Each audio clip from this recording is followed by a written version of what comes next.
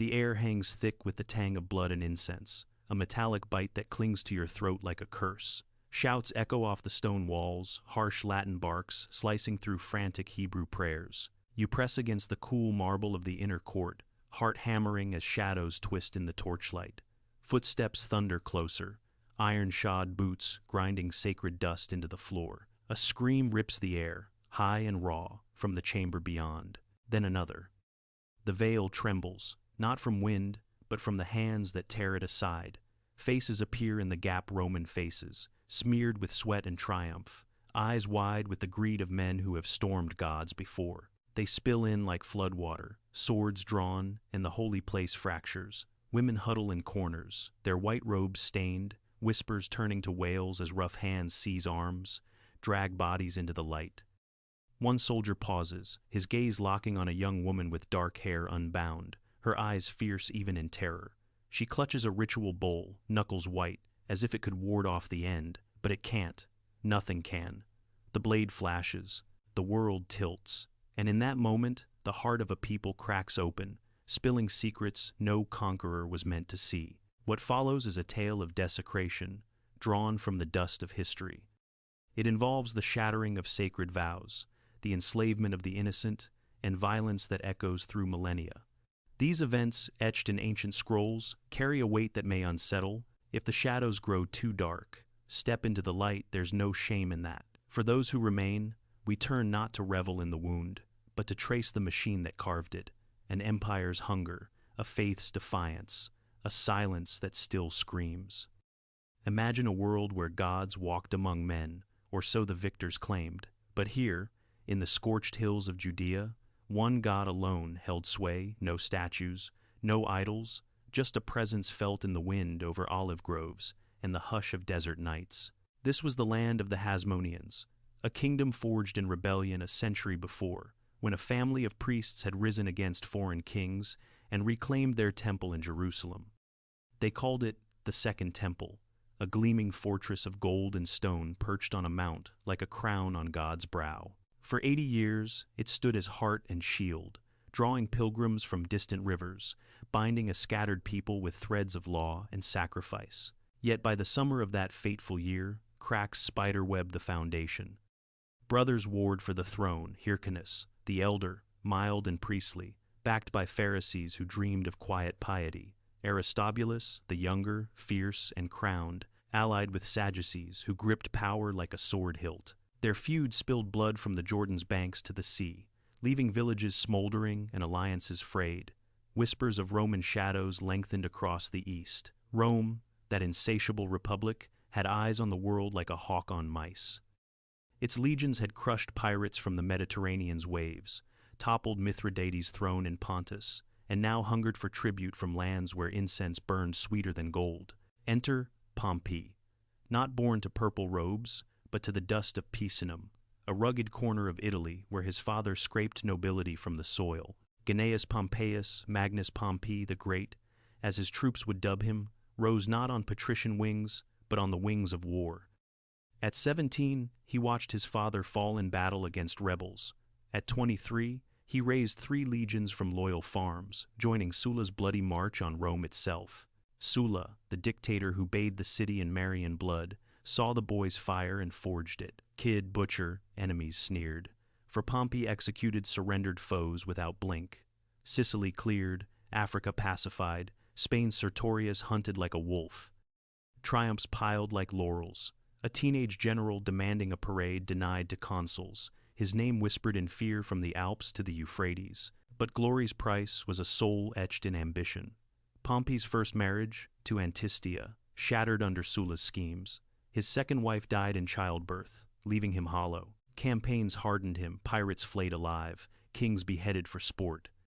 In the east, Mithridates' shadow loomed, a poison king who had massacred 80,000 Romans in one night. Pompey pursued him across snow-choked passes, through vine-choked valleys, until the old tyrant swallowed poison in defeat. The east knelt, Syria reforged, Armenia chained, Judea next in line, not from hatred of Jews, but from the Republic's creed. All roads lead to tribute, all thrones to Caesar's shadow. Pompey's machine whirred legions, drilled to clockwork, spies threading courts like veins, bribes greasing the wheels of lesser kings. Judea, with its silver mines and spice routes, was no exception. The brothers' war was invitation enough. That spring, envoys rode to Damascus, dust-caked and desperate. Aristobulus offered a golden vine, heavy as sin, plucked from the temple's courts. Hyrcanus sent pleas, and Pharisees' scrolls, begging mediation. Pompey, lounging in silk from eastern looms, weighed them like coins. The people, through a third envoy, pleaded for no king at all, just priests and peace, the old ways under heaven's gaze. Pompey deferred, eyes on Nabatean sands first. But Aristobulus bolted, fortifying Jerusalem's heights, his crown a gauntlet throne. Pompey turned, legions coiling like serpents.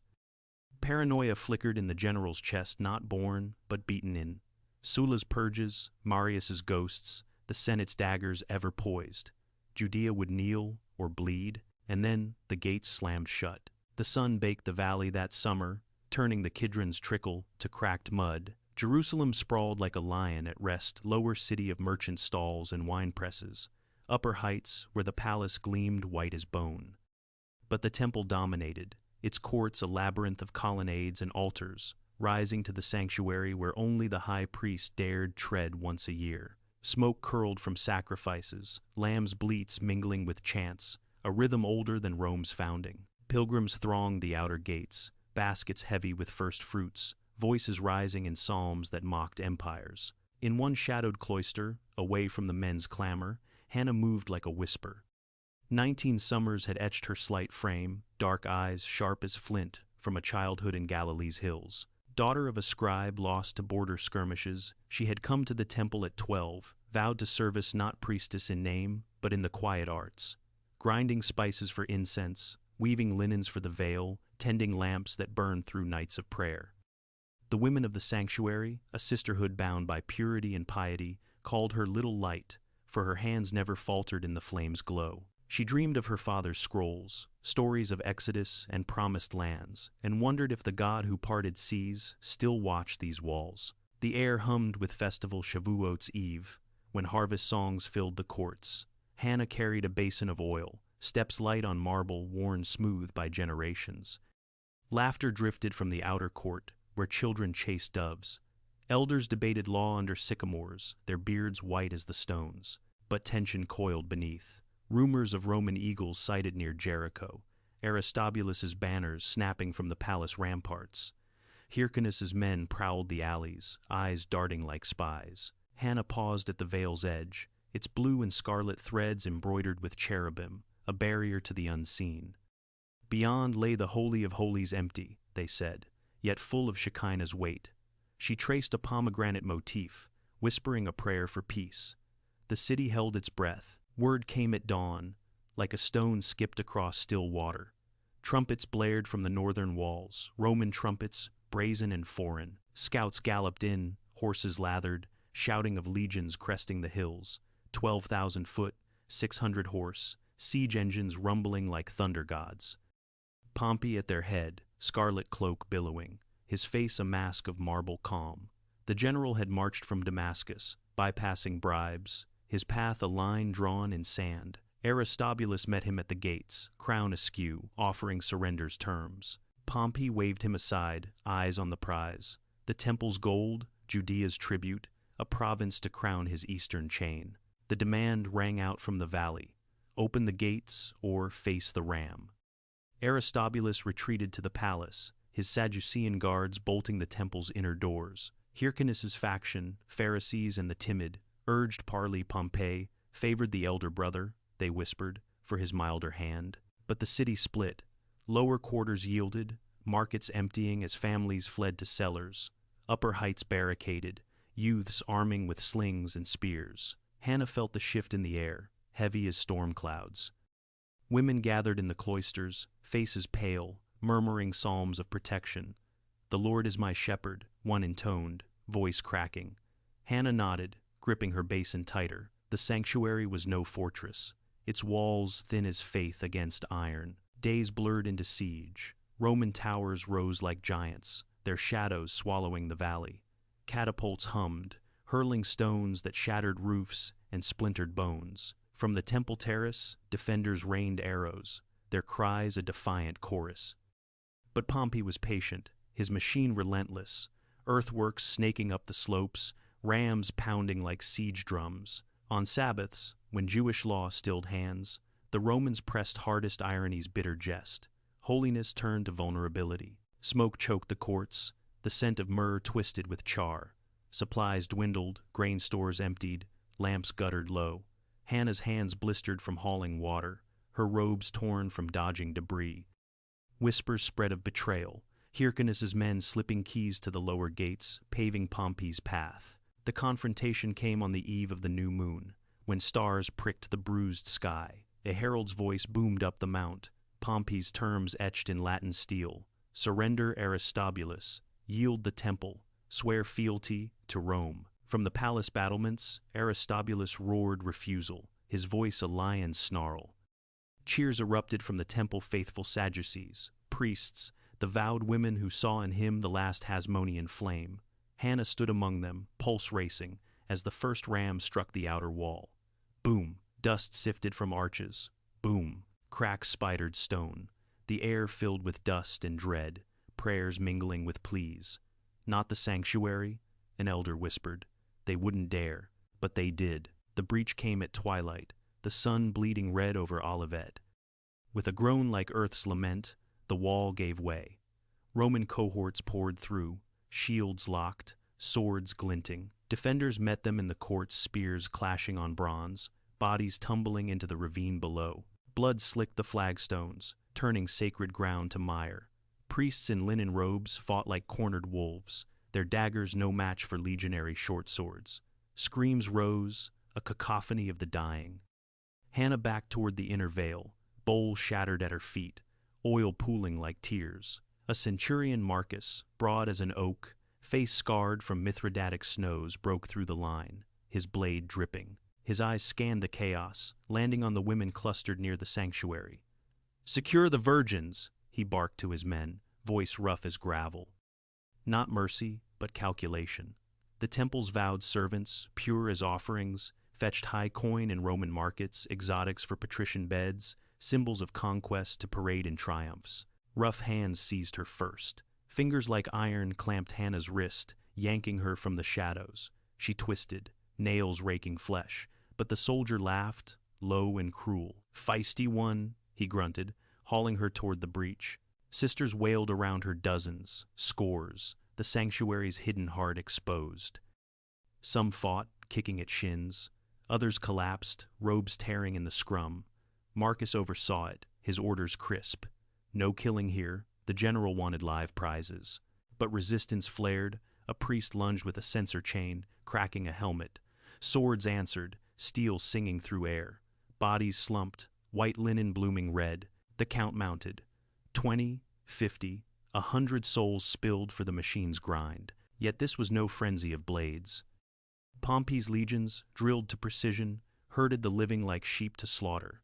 Women chained in groups, wrists bound with temple cords, marched from the courts under spear prods. The air reeked of fear, sweat, and iron, the ground littered with fallen lamps, their oil flames guttering out. Hannah stumbled, a gash on her brow from a flung stone, tasting copper on her lips. Marcus strode beside the line, his gaze appraising not cruel, but cold, the look of a man who had auctioned Thracian girls in Antioch. 7,000, the scribes reckoned, he muttered to a subordinate, as if tallying grain. The general will smile at that haul. Not all from the temple proper, families fleeing the lower city, pilgrims caught in the crush, but the vowed ones stood out, their purity a mocking banner in the dusk. Word spread through the ranks like fire on dry grass. The inner veil torn, the holy of holies breached. Pompey himself stepped through, his boots echoing on gold-floored stone. Torchlight danced on empty air, no god's image, no jeweled ark, just silence thick as judgment. He emerged unscathed, treasures untouched, a gesture to Roman piety. But the machine rolled on. Chains clinked in the valley below. Captives herded to camps where auction blocks waited. This wasn't vengeance on one soul. It was erasure by ledger, bodies to galleys, women to villas, a people's fire dimmed to embers. Historians later pieced the toll, 12,000 dead in the temple alone, per the scrolls of Josephus, a Pharisee who chronicled the fall. But numbers blur the faces. The elder who fell, shielding his grandson, the singer whose throat opened mid-psalm. And in the quiet aftermath, as rams stilled and eagles perched triumphant, one parallel haunts. Modern sieges, where sacred sites become bargaining chips, the innocent tallied as spoils. Not madness, but method the empire's old arithmetic, unchanged. But the machine didn't halt at Jerusalem's gates. It ground onward, gears meshing across the province. From the perpetrator's perch, the siege was ledger and lash. Marcus, the centurion, had marched under Pompey since Spain's dust-choked roads, his scars a map of Sertorius's ambushes. Loyalty bound him tighter than blood. Pompey had spared his village from tax collectors, elevated a Pisantine yeoman's son to eagle-bearer. Now, in Judea's heat, Marcus relayed orders from the general's tent. Secure the heights, catalog the spoils, break the will without wasting steel. The temple's fall was triumph's crown, but the east demanded more tribute from Tyre's harbors, submission from Nabatean tents. Judea, that prickly thorn, needed pruning. Reports flowed like wine at feast. Lower city compliant, Hyrcanus's faction opening vaults, Aristobulus chained, his crown melted for coin. But the temple holdouts Sadducees to the last fought like demons, their blood consecrating altars anew. Marcus oversaw the mop-up, his cohort sweeping cloisters for stragglers. Incentives hummed in the ranks. First pick of loot for the vanguard, double pay for clean sweeps. Who reported to whom? Pompey to the Senate's phantom ear, legates to him, centurions like Marcus to the grindstone. One error, a loose prisoner, a pilfered relic, and demotion waited, or worse. The spread was swift, a ripple from Jerusalem's wound. Villages in Galilee yielded envoys, their elders prostrating with shekels. Idumea's forts crumbled under threat alone. Numbers told in human strokes. Whole clans marched to ports, their homes emptied like husks. Not 12,000 blades, but chains numbering thousands. Scribes tallied 7,000 from the temple precincts, women and kin bundled for Rome's slave marts. Marcus saw it unfold from a ridge, lines snaking to Joppa, ships groaning under human weight. A breather came at dusk, when campfires dotted the hills like fallen stars. He shared bread with a Judean turncoat, the man muttering of olive harvests lost. "Your God demands much," Marcus said, tossing a crust. The turncoat smiled, bitter. "Yours takes more." Ironic that in the shadow of crosses yet to rise, a Roman pondering piety's price. Yet escalation brewed in the quiet. From a survivor's vantage, the horror bloomed slow. Take Leah, a merchant's widow from the lower city, her stall once fragrant with dates and myrrh. She had watched the rams from her rooftop, children clutched close, as stones whistled past. When Pompey's men flooded the streets, she bartered her dowry for safe passage, silver for silence. But the system snared her kin, a nephew, temple scribe, dragged in the sweep. Her sister, vowed to service, vanished in the cloister raid. Leah fled to Bethany's hills, joining kin huddled in caves, their whispers a web of escape. Word came piecemeal. Ships sailing west, holds dark with Judean breath. Auctions in Delos, where virgins fetched denarii by the score. The machinery revealed itself in fragments, tax rolls, demanding triple tithe, garrisons dotting the Jordan's bend, informants paid in salt, incentives twisted. Collaborate and keep your plot, resist and watch it burn. Leah saw it in a different light. Not swords, but scrolls, the Romans' edicts, stripping Sabbath rest from fields, their eagles mocking minarets. A brief moment pierced the gloom one dawn, as fugitives shared stolen figs under thorn trees. A child laughed at a butterfly's flight. Beauty amid ash, a reminder that life clings, even chained. Geographically, the shadow lengthened. From Jerusalem's mount to Samaria's scornful plains, where old rivals cheered the fall. The system fed on itself, enslaved Judeans rowing galleys to Sicily, their labor mining Pompey's eastern gold.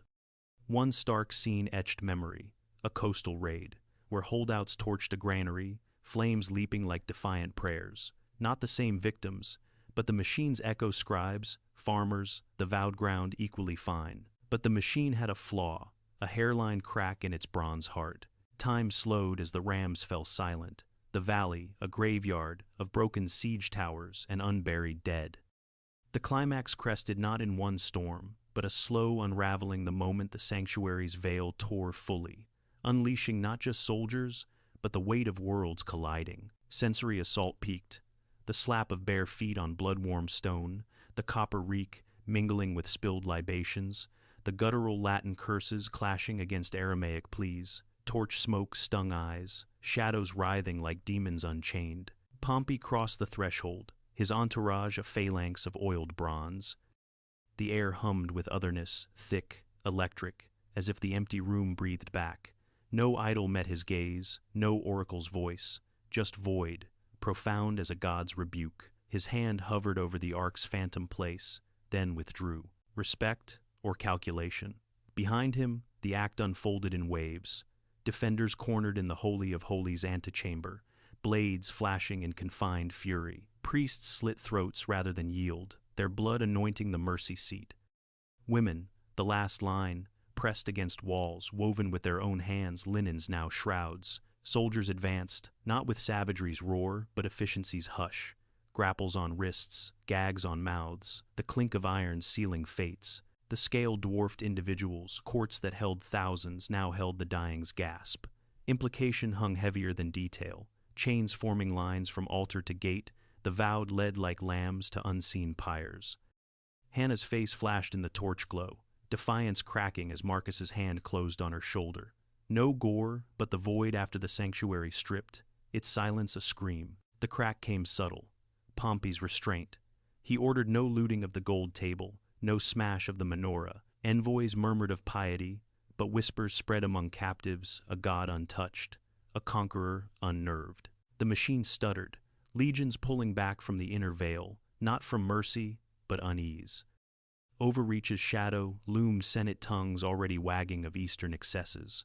What broke? Not the victim, unyielding in chains, not the system, which rolled on, but Pompey himself, a flicker in his eye as the empty room mirrored his ambition's hollow core. Transition rippled, captives marched, but tales of the untouched holy seeded doubt, a seed for future flames. Fate turned swift as a spear thrust. Pompey, laurels fresh, sailed west with his prizes Aristobulus in gilded chains, the golden vine for Jupiter's gaze. The general's star waxed, triumphs in Rome's forum, crowds roaring Magnus, but Judea festered. Hyrcanus, puppet high priest, ruled a shadow kingdom, walls raised, tribute bleeding the land dry. Survivors scattered, enslaved to rowers' benches, exiles to Babylonian echoes. The temple stood, cleansed by reluctant hands, but scarred. Altars cold where blood pooled, veils rewoven with trembling fingers. Power shifted east to Rome's maw, Herod's star rising on Hasmonean graves. Long-term, the wound suppurated, revolt simmering, Pharisees hardening against foreign gods. Ironic twist. Pompey's respect birthed legends of Roman fear, scrolls hidden in Qumran caves mocking the empty-handed conqueror. The machine devoured its maker too, civil war's horns soon blew, Caesar's shadow eclipsing the Great One. Centuries later, the dust stirred again. In 2009, amid Ophel's sun-baked slopes, archaeologist Eilat Mazar knelt in the dirt, her trowel scraping bone-dry earth. A Hebrew University veteran, scarred by decades unearthing king's halls, she chased whispers of Iron Age walls when bronze coins glinted dozens, stamped with rebel palms and dates from year 4 of the Great Revolt. But deeper digs yielded older echoes.